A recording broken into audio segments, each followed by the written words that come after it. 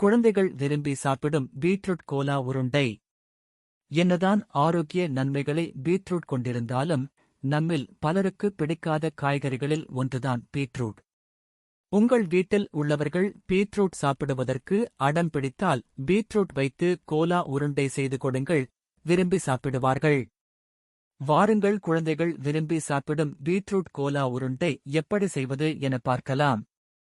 Cola உருண்டை செய்ய தேவையான பொருட்கள்: 2 பெரிய வெங்காயம் பொடியாக நறுக்கியது, 4 பச்சை மிளகாய், 5 காய்ந்த மிளகாய், பூண்டு 5 பல், இஞ்சி விழுது 1 ஸ்பூன், தேங்காய் துருவல் 2 டேபிள் ஸ்பூன், சோம்பு 1 ஸ்பூன், கொத்தமல்லி இலை சிறிதளவு, 10 உடைத்த முந்திரி பருப்பு, பொட்டுக்கடலை மாவு 1 டேபிள் ஸ்பூன், எண்ணெய் பொரிக்க தேவையான அளவு, உப்பு தேவையான அளவு.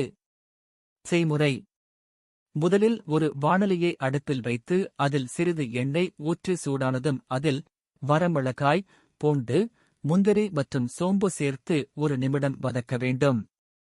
பின்னர் அதில் வெங்காயம் சேர்த்து பொன்னிறமாகும் வரை வதக்க வேண்டும். பின் பச்சை மிளகாய் சேர்த்து வதக்க வேண்டும். இதையடுத்து இஞ்சி பேஸ்ட் சேர்த்து பச்சை வாசம் போகும் வரை வதக்க வேண்டும். பின் பீட்ரூட், தேங்காய், மல்லித்தழை சேர்த்து நன்றாக வதக்க வேண்டும். இப்போது இதை ஆறவிட்டு மிக்சியில் தேவையான உப்பு சேர்த்து கொரகொரப்பாக அரைத்துக் கொள்ள வேண்டும். அரைத்த கலவையை பொட்டுக்கடலை மாவு சேர்த்து பிசைந்து உங்களுக்கு விருப்பமான வடிவத்தில் உருட்டிக் கொள்ளவும். இதையடுத்து ஒரு கடாயில் எண்ணெய் சேர்த்து சூடானவுடன் அடுப்பை மிதமான தீயில் வைத்து உருட்டிய உருண்டைகளை போட்டு சீராக பொரித்து எடுக்க வேண்டும். ருசியான பீட்ரூட் கோலா உருண்டை தயார். காரமான சட்னி அல்லது சாஸ்களுடன் இதை பரிமாற வேண்டும். பீட்ரூட்டில் மிக அதிக அளவு வைட்டமின் பி1 மற்றும் இரும்புச்சத்து போன்ற ஊட்டச்சத்துக்கள் உள்ளன.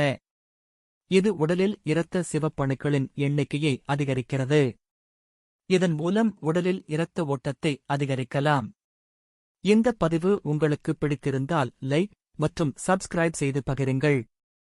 மேலும் இது போன்ற தகவல்களுக்கு தொடர்ந்து இணைந்திருங்கள்.